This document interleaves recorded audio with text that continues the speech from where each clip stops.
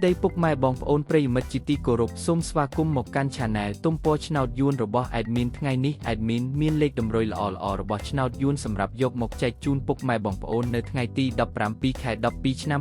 2025 នេះដូចនេះ Admin មិនចង់ចាយពេលវេលារបស់ពុកម៉ែបងប្អូនយូរតោះយើងមកតាមដានលេខតម្រុយឆ្នោតរបស់យើងទាំងអស់គ្នាសម្រាប់លេខតម្រុយ2លេខមានលេខ52លេខ28លេខ91និងចុងក្រោយលេខ44សម្រាប់លេខតម្រុយអូស2លេខមានលេខតម្រុយទី1អូស50និងលេខតម្រុយចុងក្រោយអូស20សម្រាប់លេខតម្រុយ3លេខមាន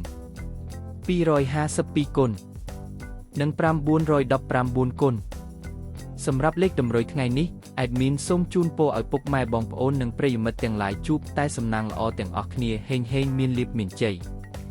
ជាចុងក្រោយសូមកុំភ្លេចជួយចុច Subscribe និង Comment ហើយដាក់សញ្ញារូបកណ្ដឹងដើម្បីជាការផ្ដល់កម្លាំងចិត្តមកកាន់ Admin ជាពិសេសងាយស្រួលតាមដានវីដេអូថ្មីៗនិងលេខតម្រុយល្អៗជាប្រចាំថ្ងៃជាមួយ Admin សូមគោរពលាពុកម៉ែបងប្អូនពី Admin ទុំពណ៌ឆ្នោតយួនសូមសំណាងល្អទាំងអស់គ្នាសូមអរគុណ